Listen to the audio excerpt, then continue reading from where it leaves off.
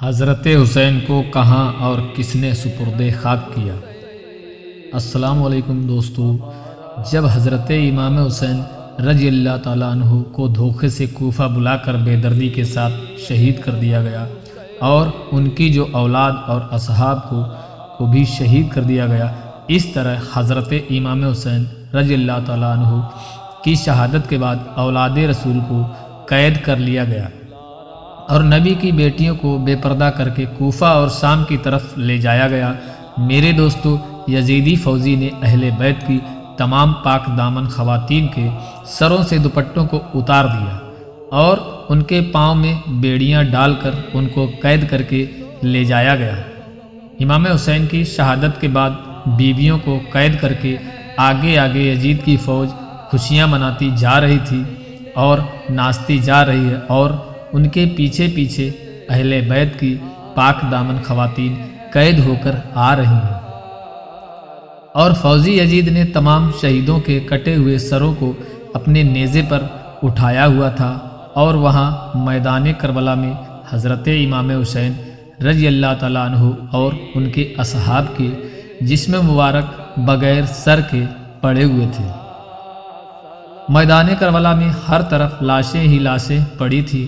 میرے دوستو، روایت میں آتا ہے کہ 3 دن تک میدان کربلا میں حضرت امام حسین رضی اللہ تعالیٰ عنہ اور آپ کی جو اولاد کی لاشیں بغیر کفن اور دفن کے پڑی رہیں۔ چاند کی 13 محرم 61 ہجری کو جب آس پاس کے لوگوں کو یہ معلوم ہوا کہ یزیدی فوج کا پہرا کم ہو چکا ہے، تو آس پاس کے لوگ نہر فرات سے پانی بھرنے کے لیے آئے۔ بنی اسد کی کچھ عورتیں جب نہر فرات سے پانی بھرنے کے لیے آئیں تو انہوں نے یہ منظر دیکھا کہ میدان کربلا میں ہر طرف لاشیں ہی لاشیں بکھری پڑی ہیں۔ کسی کا بازو کہیں پڑا ہے تو کسی کا جسم کہیں پڑا ہے تو کسی کے پیر وہیں پر پڑے ہیں۔ ان عورتوں نے رلا دینے والا جب یہ منظر دیکھا تو وہ بھاگتی ہوئی اپنے مردوں کے پاس گئیں اور اپنے مردوں سے کہنے لگی کہ اس کربلا کے میدان میں حضرت محمد مصطفیٰ صلی اللہ تعالیٰ علیہ وسلم کا خاندان تھا، شاید یزید نے ان کو شہید کر دیا ہے۔ ان شہیدوں کی لاشیں بکھری پڑی ہیں اور ان کے خیمے جلے پڑے ہیں، اور عورتیں اپنے مردوں سے کہنے لگیں کہ آؤ ہم چل کر آل رسول صلی اللہ تعالیٰ علیہ وسلم کے شہیدوں کو دفن کرتے ہیں۔ ان عورتوں کی یہ بات سن کر ان کے مرد ان عورتیں سے یہ کہنے لگے کہ تم پاگل ہو گئی ہو، آل رسول کو یزید نے قتل کیا ہے، اگر ہم ان کو دفن کریں گے تو یزید ہمارا دشمن نہ بن جائے اور کہیں ہم کو بھی قتل نہ کر دے۔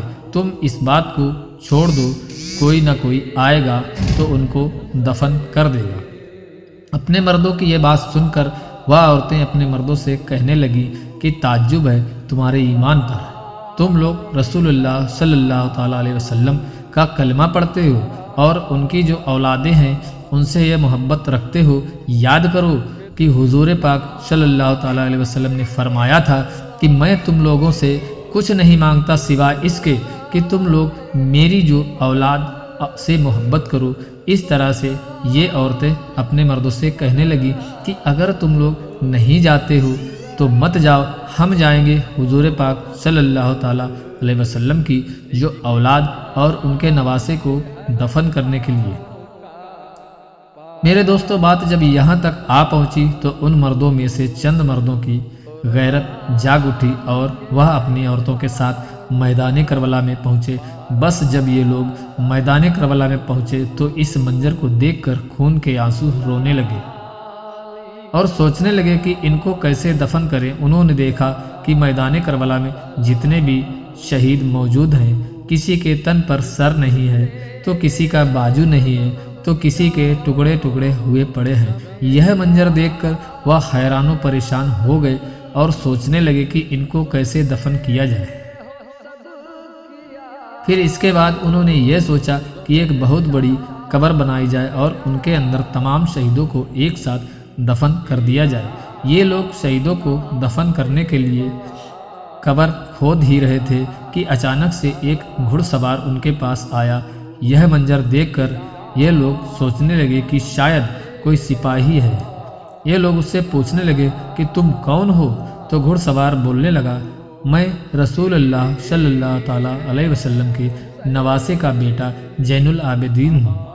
याद रहे दोस्तों कि यह वही जैनुल आबिदीन है कि जो हज़रत इमाम हुसैन के वह इकलौते बेटे थे जो कि करबला की इस जंग में शहीद नहीं हुए थे। वजह यह थी कि ये उस वक्त काफ़ी बीमार हालात में थे, जिसकी वजह से किसी भी तरह के से इस जंग में शामिल नहीं हुए थे। हालांकि जब यह जंग ख़त्म हुई थी तो ख़ानदान की बाकी औरतों के साथ बीमारी की हालत में लेटे हुए हज़रत इमाम जैनुल आबिदीन को भी कैदी बनाकर कूफा और शाम की तरफ ले जाया गया था।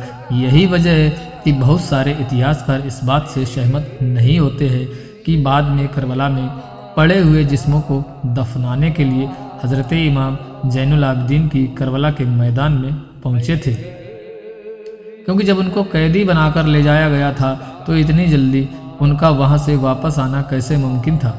दोस्तों, जब उन्होंने बताया कि मैं हुजूर सल्लल्लाहु ताला अलैहि वसल्लम के नवासे का बेटा जैनुल आबिदीन हूँ, तो यह मंजर देखकर तमाम लोग ज़ारो कतार रोने लगे।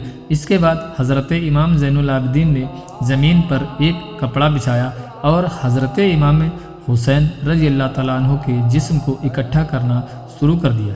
कहानी से इमाम हुसैन रज़ी अल्लाह तआला अन्हु का हाथ मुबारक मिला तो कहीं से हज़रत इमाम हुसैन रज़ी अल्लाह तआला अन्हु के जिस्म का कुछ हिस्सा मिलता है।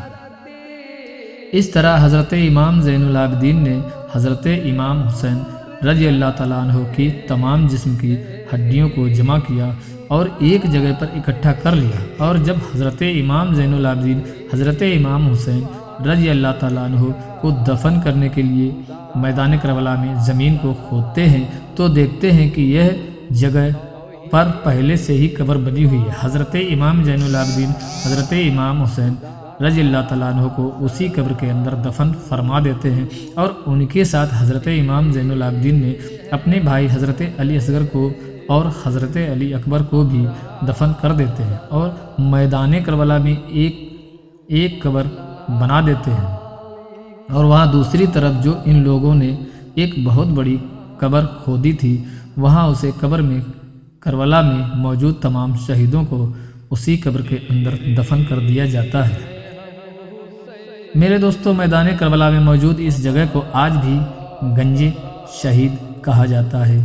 यहाँ करबला के जिस्म मुबारक एक साथ दफन किया गया है। इस तरह करबला में शहीदों को दफन किया गया तो किसी ने कहा कि एक शहीद को दफन करना अभी बाकी है, कोई बूढ़े साहबी हैं, इनको अभी तक दफन नहीं किया गया है। उसी वक्त हज़रत इमाम अली सज्जाद रहमतुल्लाह अलैह ने रो कर फरमाने लगे कि ये हबीब इब्न मज़ाहिर है। आप रज़ी अल्लाह तआला अन्हु फरमाने लगे कि अल्लाह तबारक ताला यह चाहता है कि इनको ऐसी जगह दफन किया जाए जहाँ पर जब कोई हज़रत इमाम हुसैन रज़ी अल्लाह तआला अन्हु के पास आए तो इनको सलाम करके आए। इसके बाद हज़रत हबीब रज़ी अल्लाह तआला अन्हु को दफन किया गया। जब लोग दफन करने के बाद जाने लगे तो किसी ने कहा कि ठहरो, अभी एक और शहीद को दफन करना बाकी है। तो लोगों ने कहा कि तमाम शहीदों को दफन कर दिया गया है, अब कौन सा शहीद बाकी है। तो हज़रत इमाम सज्जाद रज़ी अल्लाह तआला अन्हु फरमाने लगे कि आओ। नहर फुरात के किनारे जब तमाम लोग वहाँ पहुँचे तो देखा कि हज़रत अब्बास रहमतुल्लाह अलैह का एक बाजू पड़ा है। जब लोग थोड़ा आगे बढ़े देखा तो हज़रत अब्बास रज़ी अल्लाह तआला अन्हु का दूसरा बाजू पड़ा है और हज़रत अब्बास रज़ी अल्लाह तआला अन्हु का जिस्म मुबारक वहाँ पर मौजूद है जहाँ पर आप लड़ते लड़ते शहीद हुए थे। इसके बाद हज़रत अब्बास रज़ी अल्लाह तआला अन्हु के लिए कब्र खोदी गई और आपके जिस्म मुबारक को भी एक मुकाम पर दफन कर दिया गया। आज भी मैदान करबला में हज़रत अब्बास रज़ी अल्लाह ताला अन्हु और हज़रत इमाम हुसैन रज़ी अल्लाह ताला अन्हु की कब्र मुबारक एक दूसरे की आमने सामने है। दोस्तों, यह बात तो हो गई तमाम शहीदों के जिस्मों की। अब जहाँ तक मामला है हज़रत इमाम हुसैन के उस सरे मुबारक की, جس کو یزید کے پاس لے جایا گیا تھا تو اس کو کہاں دفن کیا گیا تھا۔ اس کے بڑے میں تاریخ دونوں کے بیچ الگ الگ رائے دی جاتی ہے، مگر جو سب سے زیادہ مشہور ہے وہ دراصل یہی ہے کہ بعد میں ان کے سر کو ان کی ماں یعنی حضرت بی بی فاطمہ رحمۃ اللہ علیہ اور ان کے بڑے بھائی یعنی حضرت امام حسن کے پہلو میں دفنایا گیا۔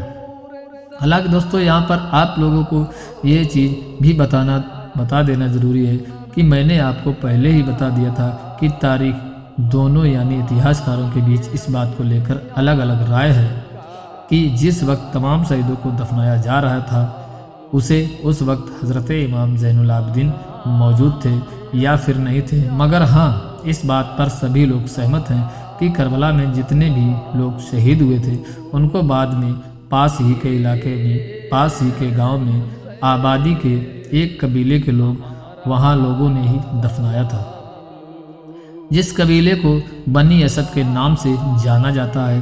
تو دوستو فی الحال آج کی اس ویڈیو میں بس اتنا ہی۔ آخر میں اللہ تبارک تعالیٰ سے دعا ہے کہ اللہ تبارک تعالیٰ ہمیں اہل بیت سے بے انتہا محبت کرنے کی توفیق عطا فرمائے، اور جس اسلام کی خاطر اہل بیت نے اپنی جان کو قربان کر دیا اس اسلام پر چلنے کی توفیق عطا فرمائے، آمین۔